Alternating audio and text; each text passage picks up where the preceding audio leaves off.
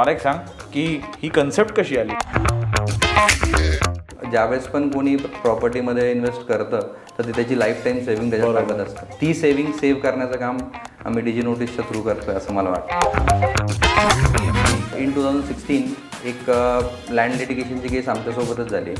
आम्ही एक property purchase करत होतो की ती प्रॉपर्टी त्याने ऑलरेडी 2 लोकांना विकलेली होती आणि ज्यावेळेस आम्हाला कळालं की अरे हा असा प्रॉब्लेम झालेला आहे तर त्यावेळेस आपल्याला करायचं काय हेच माहिती नसतं. मग आपण वकिलाकडे जातो, वकील सांगतात की हे करा ते करा. मग त्याच्यानंतर आम्ही जे दुसरे 2 लोक आहेत त्यांना भेटलो आणि त्यांनी सांगितलं की अरे आम्ही तर नोटीस पब्लिश केली होती.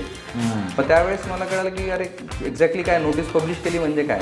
मग त्यावेळेस आम्ही पेपर्स बघितले, सगळ्या गोष्टी झाल्या आणि it was like a tight slab की आपण हे सगळं करतोय आणि आपण काही ड्यू डिलिजन्समध्ये कमी पडलो. बरोबर. तर त्याच्यानंतर याच्यावरचं सोल्युशन काय आहे म्हणून त्या नोटिसेस वाचल्या गेल्या पाहिजे हे आम्हाला कळालं. त्याच्यानंतर मग आम्ही ठरवलं की आपण ह्या नोटिसेस डिजिटाईज करायला सुरुवात करू